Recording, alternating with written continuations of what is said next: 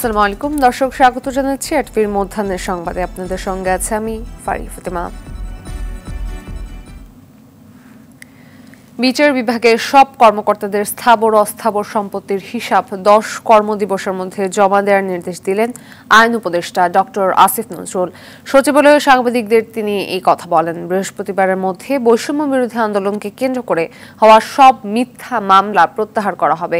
এছাড়া মাহমুদুর রহমান মান্না এবং সাংবাদিক রোজিনা ইসলামের নামে করা মামলাও আগামীকালের মধ্যে প্রত্যাহার করা হবে বলে জানালেন আইন উপদেষ্টা। তিনি আরো বলেন, 1 জুলাই থেকে 5 আগস্ট পর্যন্ত হত্যাকাণ্ডের ঘটনায় বিদায়ী সরকার প্রধান সহ যারা নির্দেশ দিয়েছেন তাদের আন্তর্জাতিক অপরাধ ট্রাইব্যুনালে বিচার করা হবে।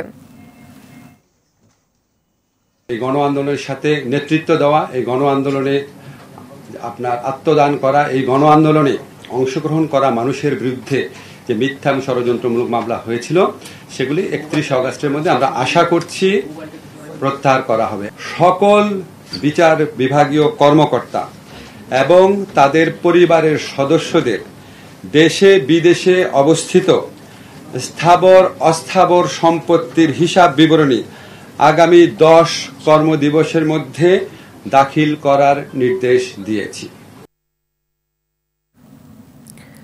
আজ আদালতে তোলা হবে হত্যা মামলায় গ্রেপ্তার শেখ হাসিনা সরকারের সাবেক উপদেষ্টা সালমান এফ রহমান ও সাবেক আইনমন্ত্রী আনিসুর হককে। দুপুরের দিকে তাদের কোর্টে তোলা হবে বলে জানা গেছে। গতকাল পালানোর সময় নারায়ণগঞ্জের পাগল বন্দর থেকে আটক করে কোস্টগার্ড, পরে পুলিশের সোপর্দ করা হয় তাদের। পুলিশ কমিশনার মইনুল হাসান জানান, নিউ মার্কেট থানার 2টি হত্যা মামলায় তাদের আটক করা হয়েছে। আন্দোলনের সময় ঘটা এই হত্যাকাণ্ডে তাদের বিরুদ্ধে প্ররোচনা দেওয়ার অভিযোগ রয়েছে। তবে আদালতে তাদের কোনো রিমান্ড চাওয়া হবে কিনা তা পরিষ্কার করেননি কমিশনার। গ্রেপ্তারের পর থেকে মিন্টু রোডের ডিবি কার্যালয়ে রাখা হয়েছে তাদের।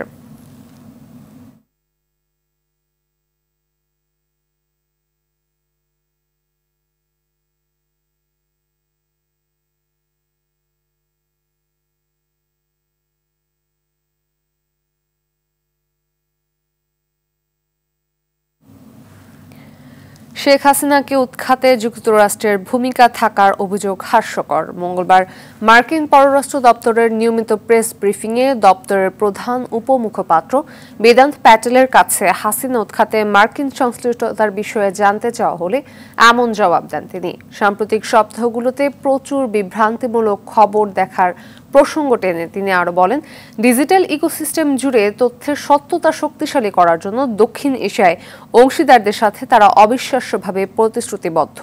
সোমবার হোয়াইট হাউসের মুখপাত্র কারিন জন-পিয়েরে এই অভিযোগ সত্য নয় বলে মন্তব্য করার পর পরদিন মার্কিন পররাষ্ট্র দপ্তরও তা মিথ্যা বলে উড়িয়ে দেয়।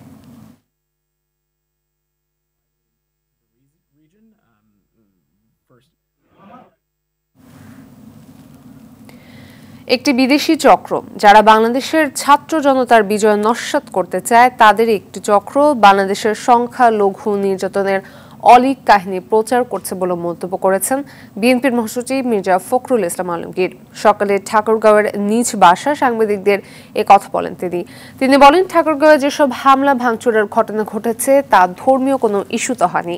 এ সময় জেলা বিএনপির সাধারণ সম্পাদক মির্জা ফয়সাল আমিন, পৌর বিএনপির সভাপতি পয়গাম আলী সহ বিএনপি ও অঙ্গ সংগঠনের নেতাকর্মীরা উপস্থিত ছিলেন।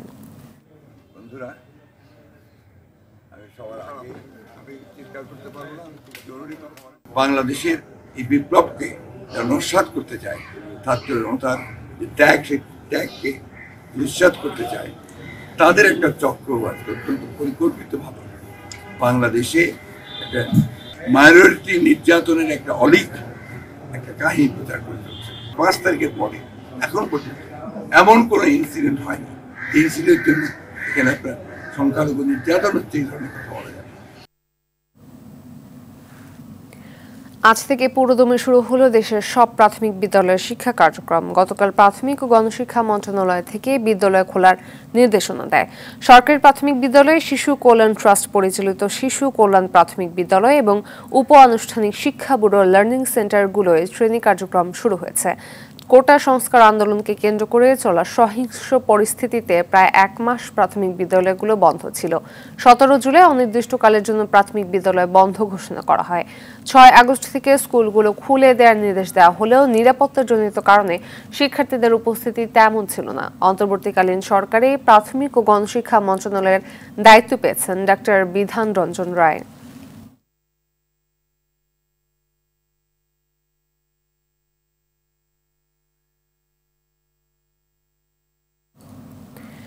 দর্শক, এই বিষয়ে বিস্তারিত জানাতে বরিশাল থেকে আমাদের সঙ্গে সরাসরি যুক্ত হচ্ছেন সহকর্মী আরিফুল ইসলাম। আরিফ, প্রায় 1 মাস পর খুলল প্রাথমিক স্কুলগুলো, তো শিক্ষার্থীদের উপস্থিতি কেমন দেখছেন আমাদের জানাবেন। ফাতিমা, ধন্যবাদ আপনাকে। আসলে আপনি যেমনটি জানতে চেয়েছেন, বরিশালের কিন্তু যে প্রাথমিক বিদ্যালয়গুলো রয়েছে এর মধ্যে কিন্তু দুটি ভাগ রয়েছে। যদি প্রথম ভাগ বলতে চাই, একটি হচ্ছে যেহেতু নদীমাতৃক শহর, একটি হচ্ছে যে একদম নদী বেষ্টিত, অপরটি হচ্ছে স্থলভাগে।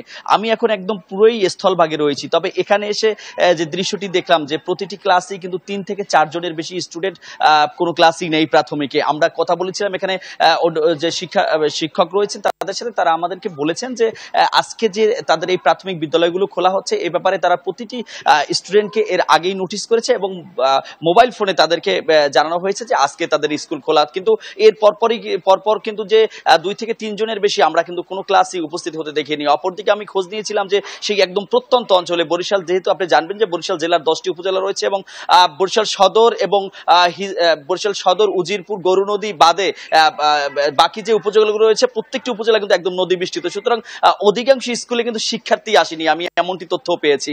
আর যেই সব স্কুলে শিক্ষার্থী আসেনি সেখানে কিন্তু শিক্ষকরা সময় মতো এসেছে এবং তারা শিক্ষা প্রতিষ্ঠান খোলা রেখেছে এবং তারা দৈনন্দিন রুটিন মতো তারা কাজ চালিয়ে যাচ্ছে। আর যেই শিক্ষার্থীরা আসতে পারেনি, আমি আসার আগে এবং এখানের যে দৃশ্য এটি দেখে অনেক শিক্ষার্থীদের অভিভাবকের সাথে কথা বলেছি, তারা একটি কথা বারবার জানিয়েছেন যে যেহেতু এখন পর্যন্ত তাদের কাছে মনে হচ্ছে না যে পরিবেশ অনুকূলে এসেছে, আইন শৃঙ্খলার আরো উন্নতি চাই। এবং তারা বলছেন যে শহরের মধ্যে এখনো বিভিন্ন স্থানে বিভিন্ন জায়গায় সভা, সেমিনার, মিটিং মিছিল হচ্ছে। সুতরাং একদম কোমলমতি শিশুদের নিয়ে তারা এখন পর্যন্ত রিক্সা কিংবা অটো রিক্সা যেখানেই হোক এই যানবাহনগুলোতে এখন পর্যন্ত তারা চড়তে চাচ্ছে না। এই হচ্ছে অভিভাবকদের অবস্থা। আর শিক্ষা বোর্ড জানিয়েছেন কিংবা শিক্ষা সংশ্লিষ্ট যে কর্মকর্তা তারা জানিয়েছেন যে সরকারের নীতি নির্ধারিত পর্যায়ে যেভাবে নির্দেশনা দেওয়া হচ্ছে তারা সেই নির্দেশনা মেনে সকল স্কুল একদম নিরাপত্তার সাথেই তারা খোলা হয়েছে এবং নিরাপত্তা বেষ্টিতের মধ্যে কোমলমতি শিশুদের রাখা হচ্ছে এবং তাদের পাঠদান করা হচ্ছে এবং এই ছুটির পরে তাদের অভিভাবকদের হাতেই আবার এই সুন্দরভাবে এই শিশুদের হস্তান্তর করা হচ্ছে যেন সঠিকভাবে তারা বাসায় ফিরতে পারে। আর লেখাপড়া কিন্তু শিক্ষকরা সুন্দরভাবেই চালিয়ে যাবার প্রত্যয় ব্যক্ত করেছেন। ফাতিমা, এই ছিল বরিশাল থেকে আমার কাছে এখন পর্যন্ত। ধন্যবাদ। আজ আদালতে তোলা হবে হত্যা মামলায় গ্রেপ্তার শেখ হাসিনা সরকারের সাবেক উপদেষ্টা সালমান এফ রহমান ও সাবেক আইনমন্ত্রী আনিসুল হককে। দুপুরের দিকে তাদের কোর্টে তোলা হবে বলে জানা গেছে। এই বিষয়ে বিস্তারিত জানাতে এখন মিন্টু রোডের ডিবি কার্যালয়ের সামনে থেকে আমাদের সঙ্গে যুক্ত হচ্ছেন সহকর্মী সুমন তানভীর। তানভীর, তাদের কোর্টে কখন তোলা হচ্ছে, এছাড়া রিমান্ড চাওয়া হবে কিনা আমাদের জানাবেন বিস্তারিত।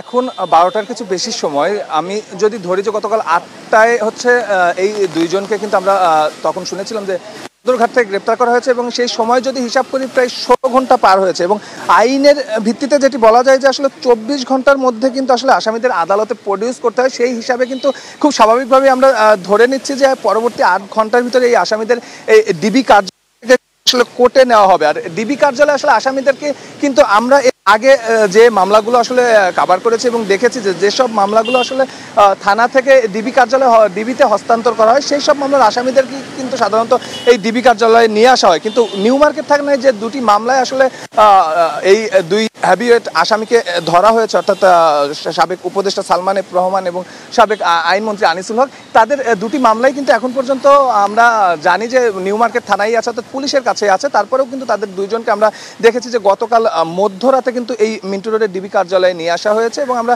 ডিবির সূত্রে এটি নিশ্চিত হতে পেরেছি যে তারা দুজনে এখন পর্যন্ত ভেতরেই আছেন। তবে তাদের কখন কোর্টে নিয়ে যাওয়া হবে এই বিষয়ে আমাদের যতটুকু জানানো হয়েছে, এক্সাক্ট সময়টি আমাদের জানানো হয়নি। আমাদেরকে বলা হয়েছে যে 12টার পরে যে কোনো সময় আসলে তাদেরকে কোর্টে নেওয়া হবে। আর তাদেরকে যেহেতু হত্যা মামলায় আসলে আসামি দেখানো হয়েছে, গ্রেপ্তার দেখানো হয়েছে, তাদেরকে কোনো রকম তাদের রিমান্ড চাওয়া হবে কিনা এই বিষয়গুলো কিন্তু এখন পর্যন্ত কিন্তু আসলে পরিষ্কার করতে পারেনি। আমরা গতকাল পর্যন্ত কথা বলেছিলাম আমাদের ডিএমপি কমিশনারের সঙ্গে, তিনি কিন্তু আমাদেরকে বলেছিলেন যে আসলে যে দুটি হত্যা মামলা নিউ মার্কেট থানায় রয়েছে এবং সেই হত্যা মামলা দুটিরই কিন্তু আসলে প্ররোচনা, অর্থাৎ হত্যায় প্ররোচনা দেওয়ার অভিযোগে এই দুইজনকে কিন্তু এখানে আটক রাখা হয়েছে। এবং প্রথমে আমরা যেটি জানতে পারছিলাম যে সদরঘাট থেকে তাদের গ্রেপ্তার করা হয়েছে, পরবর্তীতে কিন্তু আসলে যেসব ছবি আসলে সামাজিক যোগাযোগ মাধ্যমে ভাইরাল হচ্ছে সেই সব ছবির আসলে সত্যতা যাচাই করতে গিয়ে আমরা জানতে পারি যে আসলে সদরঘাট নয়, নারায়ণগঞ্জের বন্দর এলাকা থেকে, নারায়ণগঞ্জের যেটি বন্দর পাগলা এলাকা থেকে তাদের, পাগলা বন্দর থেকে তাদের গ্রেপ্তার করা হয়, কোস্টগার্ড তাদের গ্রেপ্তার করে এবং সেখান থেকে পুলিশের কাছে হস্তান্তর করে। এবং আমরা দেখেছি যে পুলিশের মাধ্যমে তাদের এখানে নিয়ে আসা হয়েছে। আমি যে বিষয়গুলো বলছিলাম, যেহেতু ডিবিতে এই মামলাটি হস্তান্তর হয়নি, তারপরেও ডিবি কার্যালয়ে তাদের নিয়ে আসা হয়েছে, সেই জায়গা থেকে আমরা বলতে পারি আসলে সেফ জোন হিসেবে, অর্থাৎ একটি সেফ জোনে এই দুইজনকে রাখার জন্য কিন্তু এই মিন্টু রোডের ডিবি কার্যালয়ে নিয়ে আসা হয়েছে। এবং কিছুক্ষণের ভিতরে, অর্থাৎ যেহেতু আর 6 ঘন্টা 24 ঘন্টা হতে বাকি আছে, সেই 6 ঘন্টার ভিতরে আশা করছি আমরা যে তাদের কোর্টে নিয়ে যাওয়া হবে এবং কোর্টে গিয়ে আমরা আসলে বিস্তারিত জানাতে পারবো যে তাদের ব্যাপারে তাদের কোনো রিমান্ড চাওয়া হলো কিনা কিংবা কতদিন রিমান্ড আসলে তাদের চাবে, সেই বিষয়গুলো নিশ্চয়ই আপনার মাধ্যমে দর্শকদের আমরা জানাতে পারবো। তো এই ছিল মিন্টু রোডের ডিবি কার্যালয় থেকে আমার কাছে সর্বশেষ। ধন্যবাদ। জেলখানার সাক্ষাৎ বন্ধ করে স্বরাষ্ট্র মন্ত্রণালয়ের জারি করা প্রজ্ঞাপন স্থগিত করেছেন হাইকোর্ট। এখন থেকে বন্দীদের সাথে জেলখানায় আত্মীয় স্বজন ও আইনজীবীরা দেখা করতে পারবেন এবং যারা সাজাপ্রাপ্ত কেউ কিন্তু তার স্বজনদের সাথেও দেখা করতে পারেনি, আইনজীবীদের সাথে দেখা করতে পারেনি। এই জন্য আমরা স্থগিতাদেশ চেয়েছি। আমরা জানি না এর মধ্যে এই আদেশটা পাল্টানো হয়েছে কিনা, আমরা আশা করছি পাল্টানো হয়েছে বা বাতিল করা হয়েছে। কিন্তু আজকে যেহেতু হাইকোর্ট থেকে একটি স্থগিতাদেশ দেওয়া হয়েছে, আজকে থেকে সবাই জেল কোড অনুযায়ী, অথচ যেসব নিরাপত্তার যেসব বিধান থাকে, যেসব সীমাবদ্ধতা মানে রেস্ট্রিকশন থাকে, সেই রেস্ট্রিকশন অনুযায়ী স্বজনরা এবং আইনজীবীরা তাদের বিভিন্ন কারাবন্দীদের সাথে দেখা করতে পারবেন সব কারাগারে। এটাই আমরা আশা করছি। এই স্থগিতাদেশ আজকে আমরা পেলাম। দর্শক, উচ্চ আদালতে আছেন সহকর্মী অধরা ইয়াসমিন, সরাসরি যুক্ত হচ্ছে তার সাথে। অধরা, নতুন বিচারপতি অতিরিক্ত অ্যাটর্নিরা কাজে যোগ দিয়েছেন কিনা, এছাড়া আদালতের ব্যস্ততা কেমন দেখছেন আমাদের জানাবেন।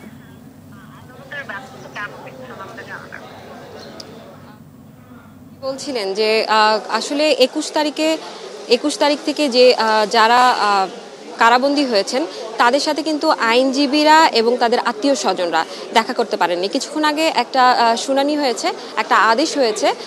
সেই আদেশে বলা হয়েছে যে স্বরাষ্ট্র মন্ত্রণালয় থেকে যে প্রজ্ঞাপন জারি করা হয়েছিল সেটি স্থগিত করা হয়েছে এবং এখন থেকে যেটা হবে সেটা আত্মীয় স্বজন এবং আইনজীবীরা যে কারাবন্দী রয়েছেন তাদের সাথে আসলে দেখা করতে পারবেন। সেক্ষেত্রে দেখা যাবে যে তাদের যে মুক্তির বিষয়টা রয়েছে কিংবা জামিনের যে বিষয়টা রয়েছে সেটা কিন্তু আরও অনেক অধিকতর সহজ হয়ে গেল। তো যে আরও একটু জানিয়ে রাখতে চাই আপনাকে যে আদালত কিন্তু দীর্ঘদিন বন্ধ ছিল।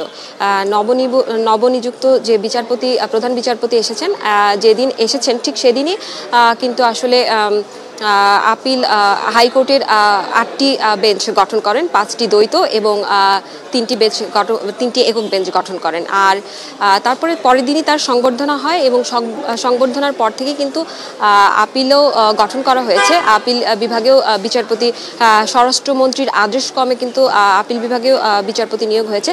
কিন্তু আপিল বিভাগের কার্যক্রম শুরু হতে আরও কিছুটা সময় লাগবে বলে আশা করছে সবাই। এখন সীমিত পরিসরে চলছে এবং যে বিচার কাজ রয়েছে, জনসাধারণের যে আইনের প্রতি যে আস্থা রয়েছে কিংবা জনসাধারণের যে মুক্তির বিষয়গুলো রয়েছে কিংবা আদালতের উপরে যে জনসাধারণের যে আস্থা রয়েছে সেই বিষয় নিয়ে কিন্তু এখন পর্যন্ত বিভিন্ন কোর্টগুলোতে এনএক্স থেকে শুরু করে বিভিন্ন কোর্টগুলোতে আসলে বিচার কাজ শুরু হয়ে গেছে। আমরা ধন্যবাদ। শিক্ষার্থীদের সহযোগিতায় সড়কে ট্রাফিক ব্যবস্থাপনায় পরিবর্তন আসতে শুরু করেছে। নিয়ম মানার বিষয়ে আগের চেয়ে বেশি সচেতন হয়েছে নগরবাসী, কমেছে জনভোগান্তিও। ট্রাফিক সদস্যরা বলছেন শিক্ষার্থীরা মাঠে থাকায় নিয়ম অমান্য করার সাহস পাচ্ছে না কেউ। অন্যদিকে ট্রাফিক ব্যবস্থাপনা পুরোপুরি শৃঙ্খলিত না হওয়ার আগ পর্যন্ত ট্রাফিক পুলিশদের সহযোগিতার প্রতিশ্রুতি শিক্ষার্থীদের। 11 দফা কর্মসূচিতে গত 6 আগস্ট থেকে টানা 6 দিন কর্মবিরতিতে ছিলেন পুলিশ সদস্যরা। এ সময় ঢাকা সহ সারা দেশের ট্রাফিক ব্যবস্থাপনার দায়িত্ব কাঁধে তুলে নেন শিক্ষার্থীরা। সড়কে ইতিবাচক পরিবর্তনের লক্ষ্যে কাজ শুরু করেন তারা। সর্বোচ্চ চেষ্টা করতেছি এবং তাদেরকে পাশে আছি এবং তাদেরকে মোটিভেট করতেছি যাতে সড়কে যান চলাচল আরও স্মুথ করা যায় এবং সড়ক গতিশীলতা আনা যায়। ভিআইপিরা বিভিন্ন ধরনের সুযোগ সুবিধা নিচ্ছে, এদের জন্য আসলে সকলেরই কাজে যাওয়াটা লেট হয়ে যাচ্ছে বা খুব সময় সাপেক্ষ হয়ে পড়ে। তো ভিআইপিরা আসলে যদি এই জিনিসটা না করে তাহলে হয়তো জনগণের জন্য ভালো হয়। জনগণ শিক্ষার্থীদেরকে অনেক বেশি সমীহ করছে এবং তারা যে রুলসগুলো দেখাচ্ছে এবং সেটা মেনে চলছে। দীর্ঘদিনে আমাদের যে আইন না মানার সংস্কৃতি আমাদের এই জনমনে, সেটার কিছু পরিবর্তন হয়েছে এবং আমরা কাজ করতে যেয়ে সেটা উপলব্ধি করছি। 4 দফা দাবিতে আজ শুরু হলো বৈষম্য বিরোধী ছাত্র আন্দোলনের রেজিস্ট্যান্স উইক। গতকাল রাজু ভাস্কর্যের পাদদেশে এই ঘোষণা দেন তারা। দেশব্যাপী রোড মার্চ সহ নানা কর্মসূচি পালন করবে বৈষম্য বিরোধী ছাত্ররা। কেন্দ্রীয় সমন্বয়কদের নিয়ে রাজধানীর টিএসসি চত্বরে বিকেলে অবস্থান কর্মসূচি ও শহীদদের স্মরণে শাহবাগ থেকে রাপা প্লাজা অভিমুখে পদযাত্রা করবে সংগঠনটি। 4 দফা দাবির মধ্যে রয়েছে শেখ হাসিনার বিচার, সংখ্যালঘুদের ওপর পরিকল্পিত হামলার বিচার, ছাত্র জনতাকে হত্যার বৈধতা দেবার চেষ্টাকারী প্রশাসন ও বিচার বিভাগের দায়দের অপসারণ ও বিচার এবং প্রশাসন ও বিচার বিভাগে বৈষম্যের শিকার ব্যক্তিদের সুযোগ সুবিধা নিশ্চিতকরণ। মধ্যাহ্নের সংবাদ এই পর্যন্তই। সর্বশেষ সংবাদ জানতে যে কোনো মোবাইল ফোন থেকে 24141 নম্বরে ডায়াল করুন। দুপুরের সংবাদ 2:15টায় দেখার আমন্ত্রণ রইল। ধন্যবাদ সবাইকে।